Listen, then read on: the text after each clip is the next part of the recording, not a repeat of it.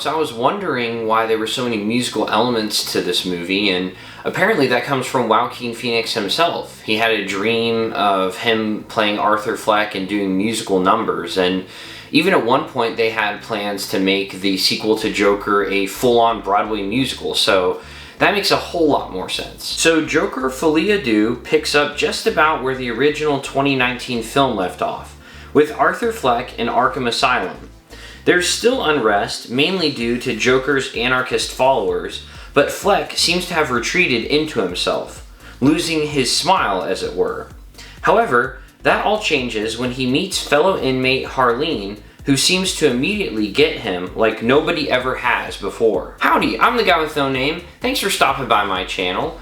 Don't forget, if you enjoy the video, show your support by liking and subscribing. I'm trying to get to 250 subscribers as quickly as possible, but anyway, I think it's safe to say that the original Joker was a surprise, both critically and especially financially.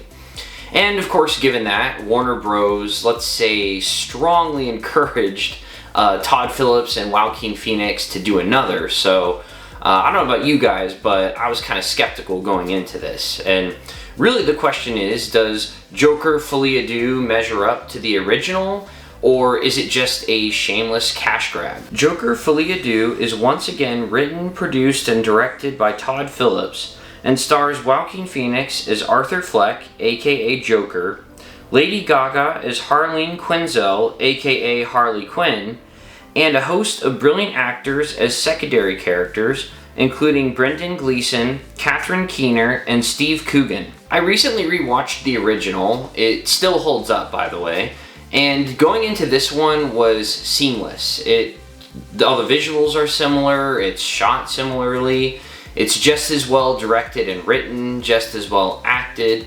Joaquin Phoenix is, again, the standout. He does an amazing job, and Lady Gaga is a great addition, playing a more grounded Harley Quinn. And I really appreciated the chemistry between her and Phoenix, and as great as Phoenix is, she's able to hold her own. So there's a lot that I hated and a lot that I loved about this movie. I did love, once again, having Arthur as a protagonist, because he's pretty much eternally interesting. At any given point, I was left wondering what he was going to do, if he was going to snap or do nothing, if he was taking offense to something somebody said or taking it in stride. And I also was wondering, is he planning any of this out, or is he just winging it? And then also we get more glimpses into his psyche and are left wondering just how deranged he really is. I'd be remiss if I didn't mention Joker and Harley's relationship. It's obviously a big part of the movie, and I thoroughly enjoyed it. I liked seeing how the characters were and how they interacted with each other and the world around them.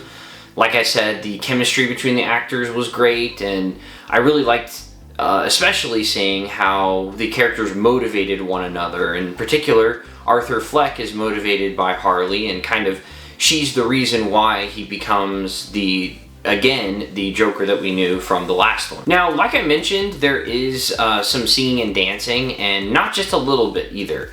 I know the trailers showed some of these sequences, but it seemed like they kind of downplayed and even hid some of those elements, and maybe that was in an effort to get more people in seats, but I think it was a disservice to the audience and to the people who made the movie at the same time, because I know in my theater, at least, when the singing first started, there were sounds from the audience that were, people were surprised or confused about what was going on.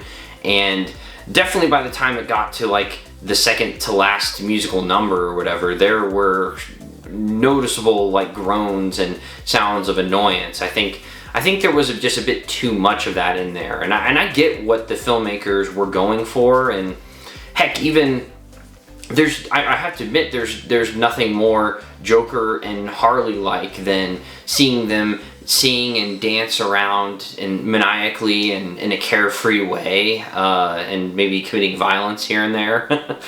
So I did enjoy it. It's just, it was a bit much. I think they could have dialed it down and achieved the same desired result, and in the process turned off a lot less people. Also, I don't want to spoil anything, but just a word of advice, I would check your expectations in at the door, because I didn't go in with like insane expectations or anything, but I went in with some for sure, and I felt very disappointed walking out of Joker 2, and I wish I could say more. I really can't think of what else I can say that's not going to spoil something. I guess the most I can say is I can kind of compare this to how I felt walking out of M. Night Shyamalan's Glass, if you're aware of that, but it was basically a culmination of a trilogy that he made, starting with Unbreakable and then Split, and the trailers looked great. I went in with some expectations for sure, and the movie itself even set up quite a bit of expectations for where it was going to go, only to subvert them and underdeliver. And yeah, like I said, I'm not just that feeling that I felt walking out of Glass is very similar to how I felt walking out of Joker 2. I just was kind of wondering, what was the point of it all? Why did they make this movie? I guess money. I don't know. Anyways, if you've watched my channel for a decent amount of time, you'll know that I like to emphasize endings and how I felt about a film at the end of the day. So while there were a lot of elements that I liked, some that I disliked, I gotta go with how I felt walking out of the theater, and I can't rate it higher than 3.5 out of 5 stars. But yeah, let me know in the comments what you thought of the film, and which one did you like better, the first or the second? I gotta go with the first, but also if you enjoyed this video and want to watch more, I got a review of Megalopolis up, Francis Ford Coppola's latest film, and be on the lookout for future content. This is the guy with no name, signing off.